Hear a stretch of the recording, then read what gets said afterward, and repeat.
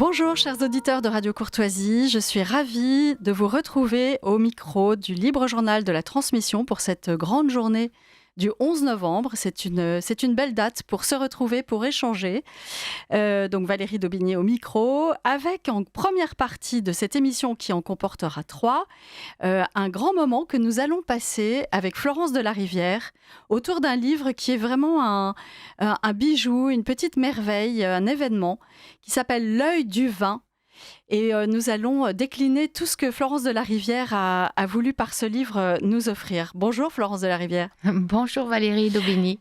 Alors pour vous présenter à nos auditeurs, nous allons vous présenter plus avant, mais je dirais que vous présentez comme architecte de la couleur, ce qui est une dénomination déjà ancrée dans le réel et qui nous emmène aussi vers tout ce que l'œil nous apporte.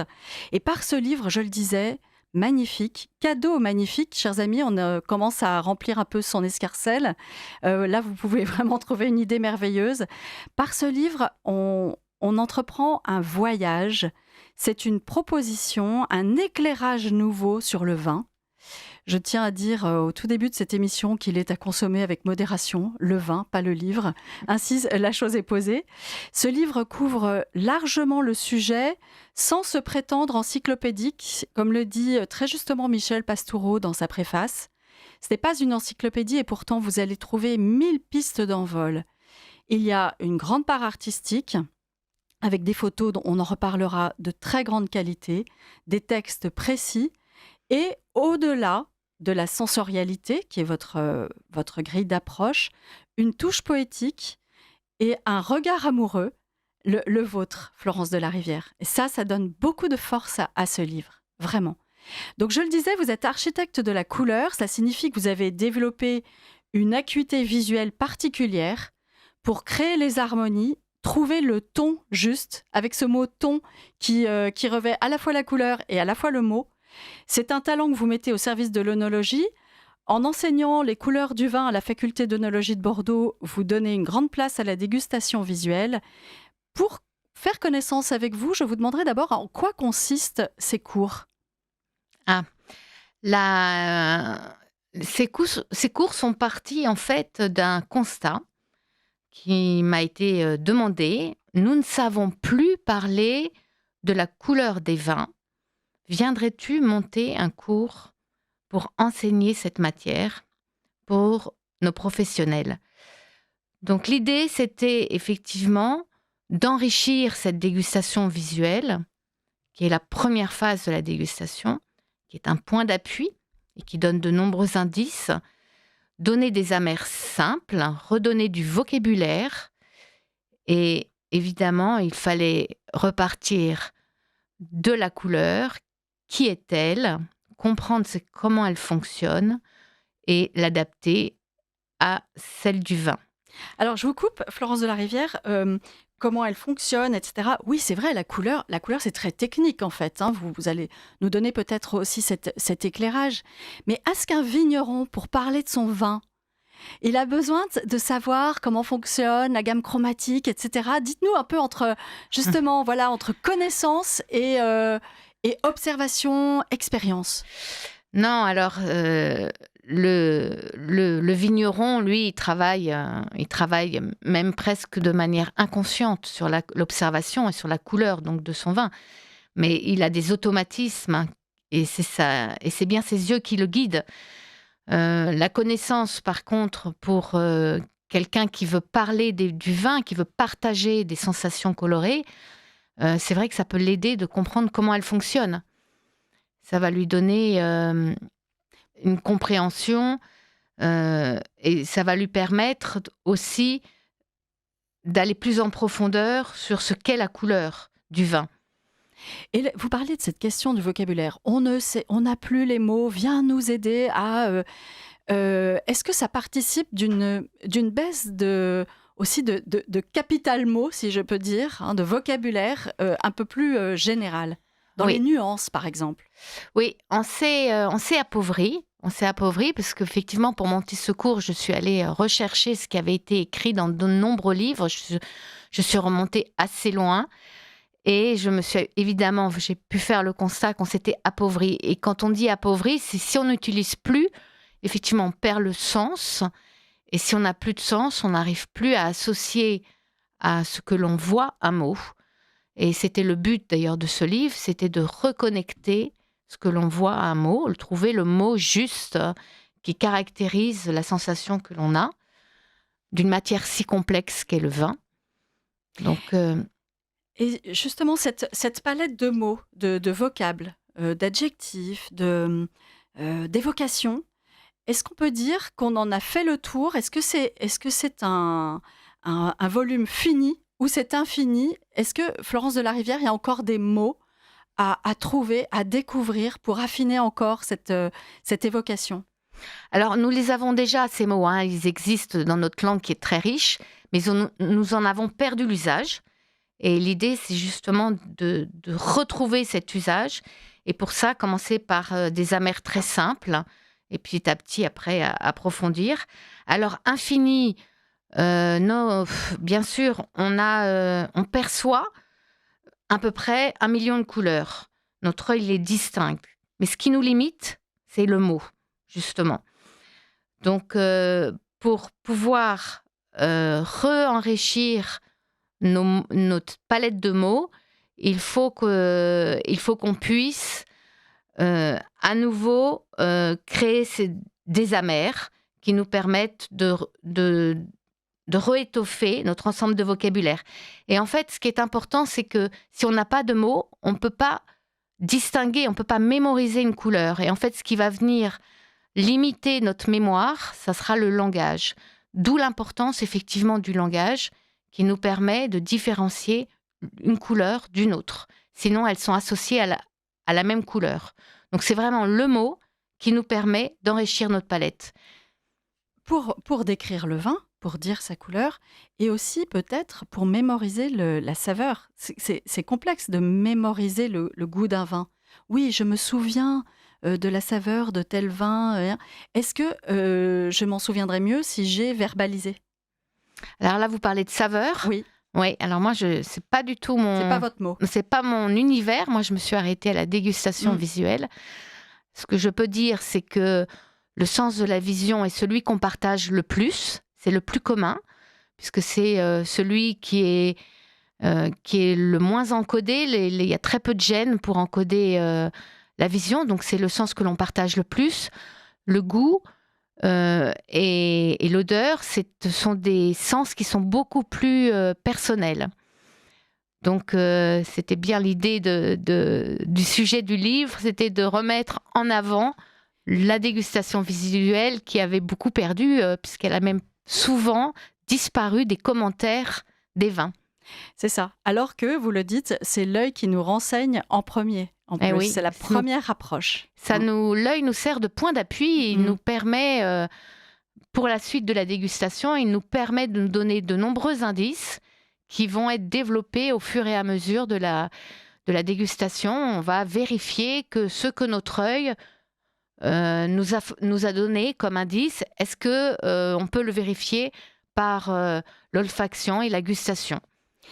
Pour travailler et nous offrir ce livre qui est une somme, L'œil du vin, lire les couleurs du vin, aux éditions La Martinière, Florence de la Rivière, vous avez rencontré beaucoup de vignerons, vous vous êtes déplacée, vous avez opéré par rencontre, c'est vraiment le mot-clé.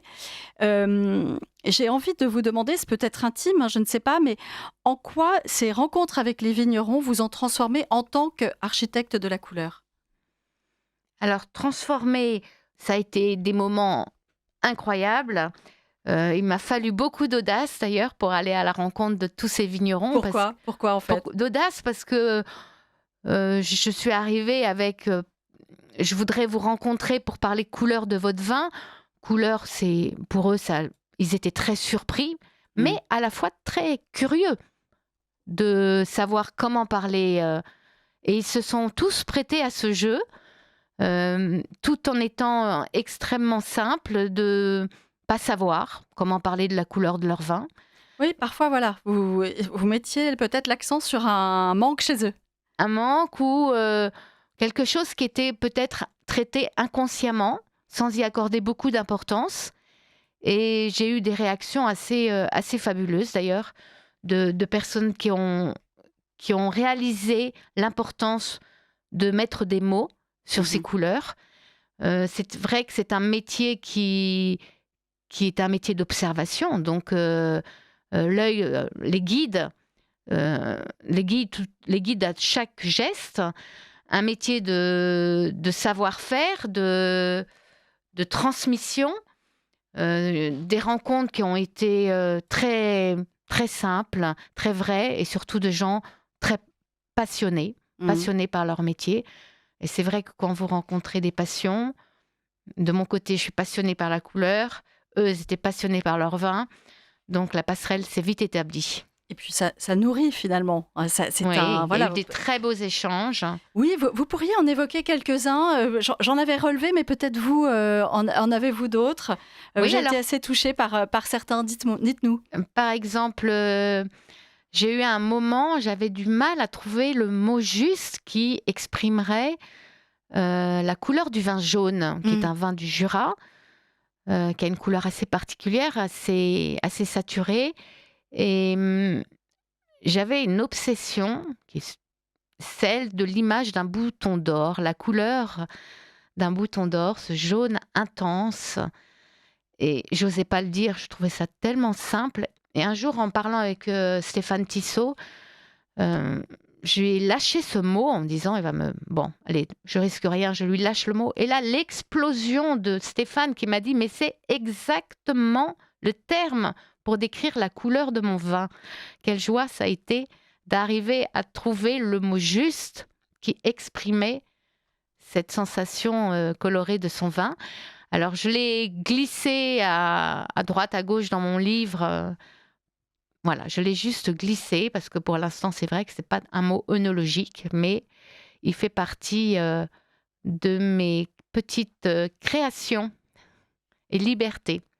Vous jouez totalement votre rôle, en fait. Tout à l'heure, vous disiez, il y a des mots qui sont là, mais qui ne sont plus utilisés. Et puis, il y a ces analogies avec la nature, avec des minéraux, etc. Ça aussi, c'est votre rôle d'aller D'ouvrir. Oui, voilà, Ouais. c'est ça. J'ai aussi apprécié votre rencontre avec Marie-Thérèse Chapaz. Je cite la grande dame de la petite Arvine. Elles sont rares, les femmes, dans ce domaine? Non, elles sont nombreuses. C'est pas du tout un domaine réservé aux hommes. Je trouve que c'est exactement à pied d'égalité. Elles sont des personnages comme les hommes. Et ce qui les caractérise, c'est peut-être une énergie, une audace.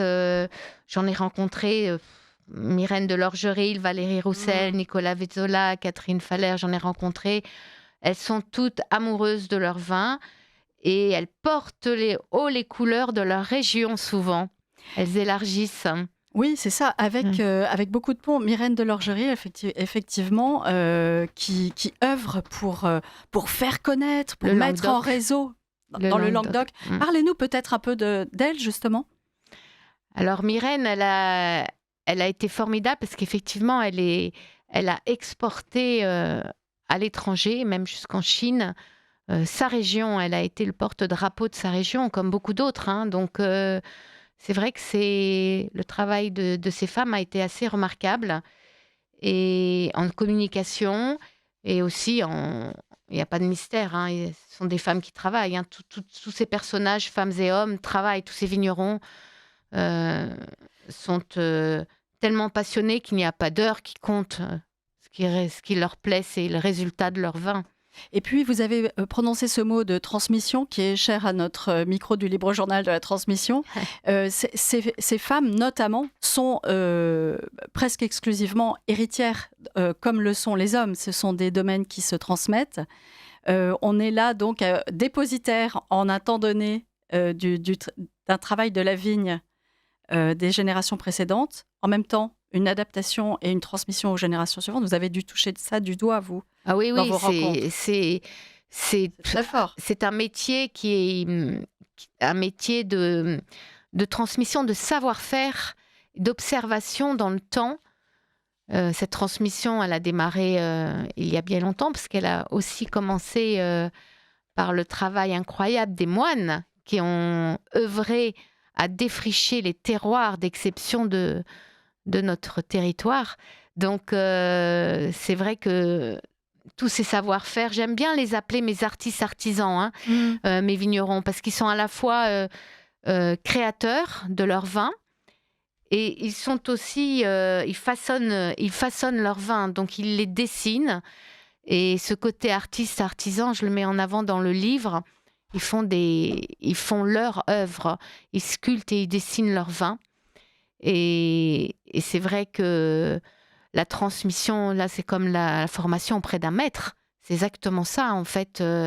Ils apprennent à dompter leur terroir et à transmettre ce qu'ils ont appris tout au long de leur vie. Ils le transmettent à la génération d'après. Ça, c'est vrai que c'est un métier de transmission, de savoir-faire. Oui. Pour dire le vin, pour trouver les bons mots, nous appuyons sur notre perception visuelle, et vous dites qu'il y a peu de variations génétiques, etc., dans cette perception. Comment pouvons-nous, est-il nécessaire que nous comprenions, et si oui, expliquez-nous comment fonctionne notre œil. Comment fonctionne notre œil quand il regarde le vin? Voilà. C'est complexe parce que d'abord, c'est un dialogue entre la matière, donc une matière qui est complexe, qui est le vin, parce qu'elle est translucide, elle renvoie, elle est brillante. Il y a un verre qui vient la contenir. Donc tout ça, ce sont des paramètres qui sont influents. Mais la lumière vient frapper la matière et nous voyons ce que la matière renvoie de la lumière. Donc nous voyons qu'une partie de la lumière. Et c'est cette sensation qui vient frapper, ce message coloré qui vient frapper notre rétine. Et notre rétine envoie un message à notre cortex et à notre cerveau. Et là, nous avons trois cônes qui sont responsables, 3 cellules photoréceptrices qui sont responsables de la vision des couleurs, qui vont nous permettre de distinguer le rouge d'un vert d'un bleu, le RVB. Voilà, donc, et ça, c'est fait instantanément dans notre cerveau. Et là, nous attaquons la deuxième partie du message, c'est-à-dire que la première partie, c'est la sensation, ce que l'on reçoit de la vision. Et après, nous avons la perception, c'est comment nous allons en parler. Et là, l'individu a effectivement son histoire. Son histoire vient, elle, interpréter la sensation qui est la sensation générale que tout le monde reçoit. En somme, quand je décris la couleur d'un vin, j'y mets de moi-même néanmoins. Ah oui, forcément, oui, votre vécu. Ça n'est pas subjectif. Vous ne pouvez pas dire à quelqu'un, tu es en train de me dire que ce vin d'Arbois a cette...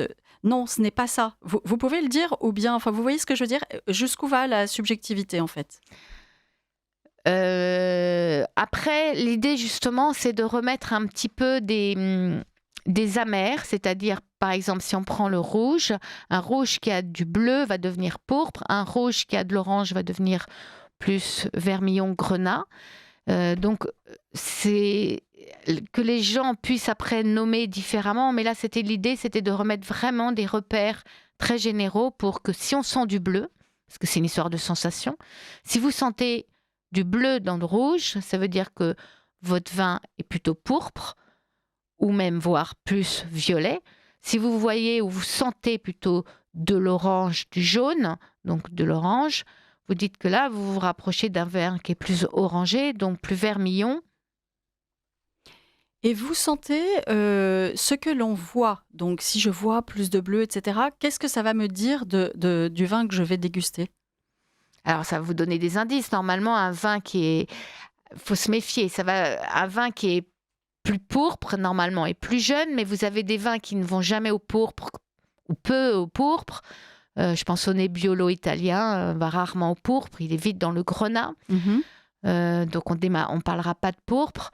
Mais par contre, c'est vrai que la couleur va vous donner des indices pour savoir où se situe le vin dans son évolution, s'il est encore jeune. Si vous avez une couleur qui est très éteinte, vous allez pouvoir malheureusement vous dire que votre vin est passé, même Mhm. si vous appréciez des vins passés. Euh, tout- Tous ces indices de couleur vous permettent de situer le vin dans son évolution.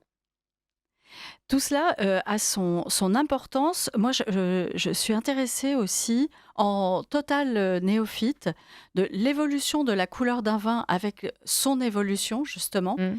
Et j'aurais bien voulu savoir si un vigneron cherche une stabilité pour offrir toujours un produit avec une même coloration. Est-ce que c'est quelque chose qu'on cherche, comme on le cherche sur d'autres produits? Est-ce il accepte la vie du vin, hein, dans le temps et d'une récolte à l'autre, etc. Comment c'est appréhendé ça? Alors ça dépend un peu des vignerons. En général, le vigneron a cette humilité, il travaille avec la nature et avec ce que lui donne le climat de l'année. Donc il y a cette, je dirais, humilité vis-à-vis de la nature. Mais ça dépend aussi de la philosophie du vigneron. Est-ce qu'il veut maîtriser ou est-ce qu'il est dans le don de la nature? Voilà, il y a des produits qui sont plus ou moins, je dirais, standardisés. Certains sont passés à des vins de marque. Donc, quelque part, il y a un cahier des charges qui leur impose une certaine stabilité, même dans la couleur. Rarement, quand même, il y a la nature joue son rôle et garde sa prédominance, qui fait la Mmh. magie du vin Et c'est aussi. ça qui est intéressant, Mm. effectivement. Il faut que le consommateur en ait conscience aussi. Il y a peut-être une formation de ce côté-là. Quelqu'un qui se dit: «Ah ben voilà, j'avais acheté une caisse, elle était excellente et hein, là, je le trouve beaucoup plus clairet», visuellement, hein, Oui, toujours, hein. oui. Faut accepter. Oui, oui, oui, il faut accepter que les millésimes soient différents. Et puis c'est pour ça l'intérêt aussi, comme c'est un produit vivant, le vin évolue dans la bouteille et continue d'évoluer.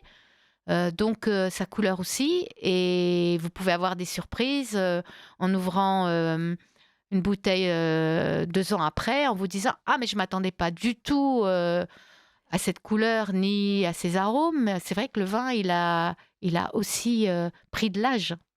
Une petite question, tout à l'heure, vous avez dit, il y a beaucoup de paramètres, il y a aussi le verre, parfois la couleur du verre.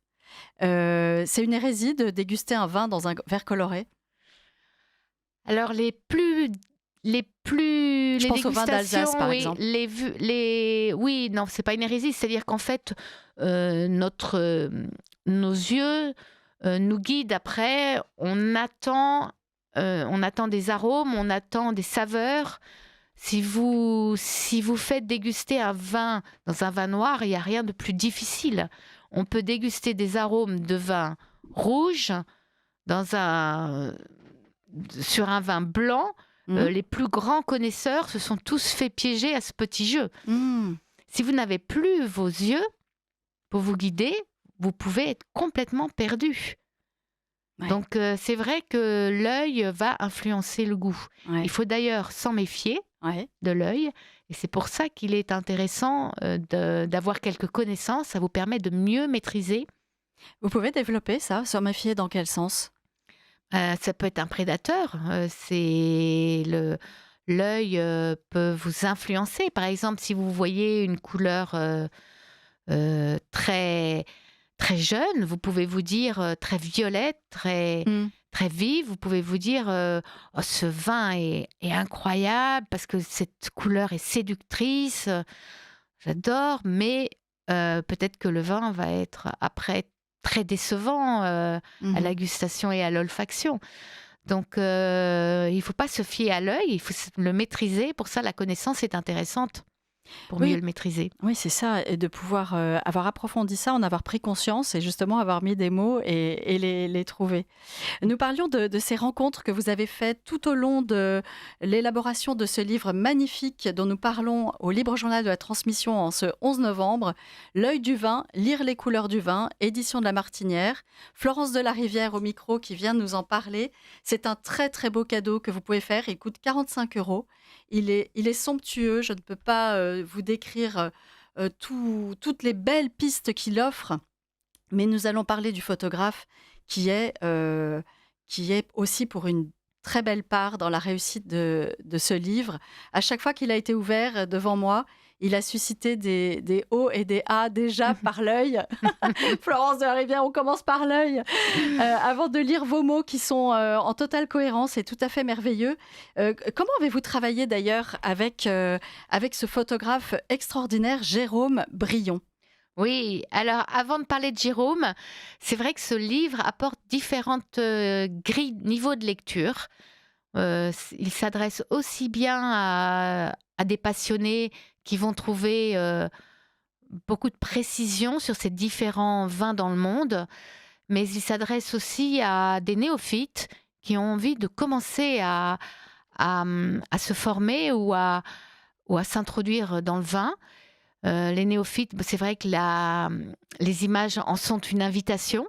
Et après, on peut piocher et on peut effectivement apprendre d'une manière assez simple C'est pas un à livre parler du vin. d'érudit. Voilà, ce n'est pas un livre d'érudit qui laisserait à la marge celui qui arrive Oui, dans le domaine. Hein. chacun peut trouver son niveau et peut piocher et arriver à trouver son niveau de lecture. C'est vrai que je voulais des mots simples pour parler de quelque chose de complexe, Ouais. pour justement permettre de ne pas rebuter cette entrée dans le vin par sa couleur. Alors Jérôme, évidemment, ça a été une formidable rencontre. Jérôme, je l'ai rencontré par ses photos, c'est comme ça que je l'ai sélectionné. J'ai vu surgir devant moi ce que je cherchais inconsciemment à traduire par l'idée de parler de la couleur du vin. Ça a été l'image donc qui m'a fait chercher l'auteur de ces images.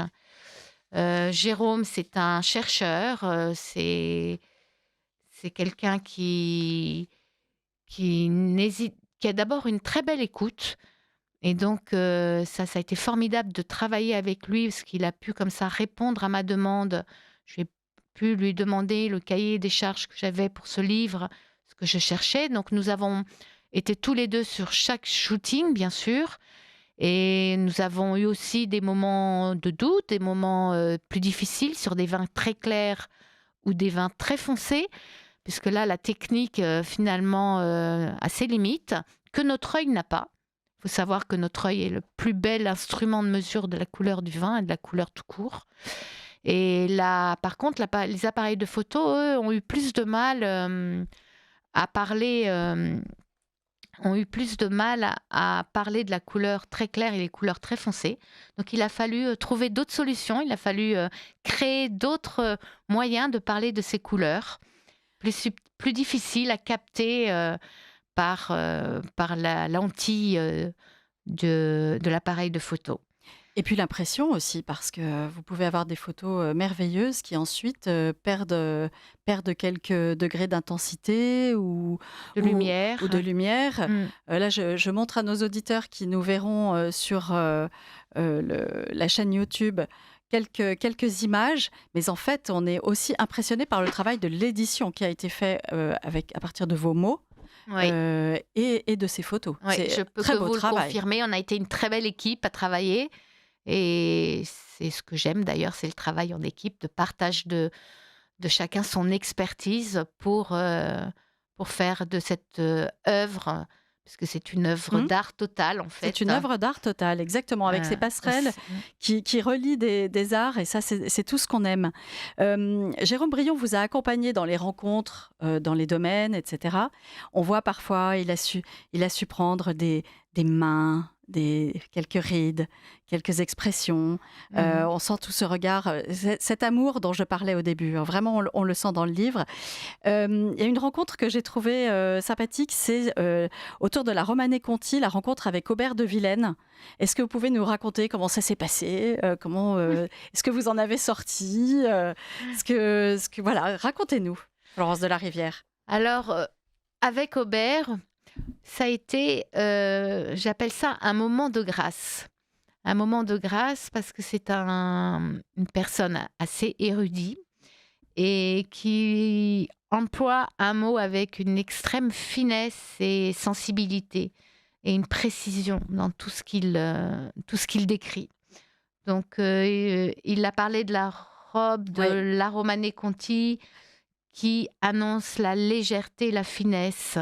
Donc, quelque part, la couleur annonciatrice des caractères d'un vin. Lui, ça a été ses mots. Il emploie le mot de flamboyance. Voilà, alors ça, c'est un mot qu'on a repris, qui est le mot vermeil. Vermeil, c'est un mot qui était très employé au siècle 19, 18e, qui nous a complètement quittés. Et dans l'évolution de la couleur des vins de Bourgogne, on passe justement du rubis au vermeil. Quelque part, le vin s'enflamme. Et c'est une traduction de l'éclaircissement de la couleur du vin avec le temps, qui se mordore, et effectivement, la couleur devient plus chaude. On sent des flammes, donc quelque chose d'un peu plus jaune, orangé, qui vient avec le temps et que l'on peut lire sur le contour du disque du vin. Et il en parle merveilleusement, merveilleusement bien. Il dit par exemple, à votre question, la couleur des vins de la région a-t-elle évolué? Ça, c'est une question que je me posais dans le temps, comment les choses ont évolué. Il répond, si l'on remonte au XVe siècle, les vins avaient une robe très claire. La vinification durait de 3 à 5 jours. Mm. On laissait les vins très peu en contact avec les peaux. Mm. On évitait les fermentations longues, notamment par crainte des maladies. C'est à partir de la fin du XVIIIe siècle et au XIXe siècle, sous l'influence de Bordeaux, que l'on a commencé à faire des vins cuvés, plus colorés. Chaque année, la nature colore les vins de nuances diverses, du très clair au très coloré. Intéressant de voir comment les choses ont évolué, le travail du vigneron a évolué. Oui, parce que les sciences aussi de l'œnologie ont fait beaucoup de progrès, et donc on maîtrise mieux justement tous les problèmes de cuvaison, donc de macération. Et c'est vrai que pendant très longtemps, au cours des siècles, les vignerons se méfiaient des cuvaisons longues, comme Aubert de Vilaine l'explique, à cause des reprises de fermentation. Et donc le vin rouge était effectivement très clair et avait ce côté vermeil dès leur naissance. Et avec les progrès de l'œnologie, la maîtrise de la fermentation, des cuvaisons, évidemment, a beaucoup évolué. Et les vignerons ont accéléré et augmenté le temps de macération, donc de présence entre pellicules et jus. Mais pour le Bourgogne, le pinot noir a quand même un cépage qui offre une couleur assez légère. Par exemple, certains vignerons dans la région de Bourgogne vont chercher plus de maturité, donc récolter plus tard leurs fruits. Cela va donner des couleurs un petit peu plus intenses. D'autres vont faire leur récolte un petit peu avant, donc avoir une couleur plus légère. Chaque geste des vignerons va influencer, chaque prise de décision en fait du vigneron, de la taille jusqu'à la mise en bouteille, va influencer la couleur de leur vin. Donc ce sont des choix. Et après, évidemment, Robert Parker n'a pas tellement influencé ou moins influencé. Vous pouvez nous dire en 2 mots, Robert Parker, c'est peut-être ce que vous évoquiez Robert tout à l'heure. A été un immense critique et journaliste du vin. Et c'est vrai qu'il a eu, dans les années 80 jusqu'à 2000, beaucoup d'influence. Et lui, pour lui, il était très important qu'un vin soit coloré, parce que c'était gage de longévité.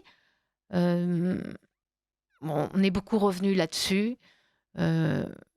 Et ça a redonné de l'oxygène aussi, de se dégager de cette influence qui était forte. Oui, ça a donné de l'oxygène, mais c'est vrai que la Bourgogne s'est fait moins influencer que d'autres régions.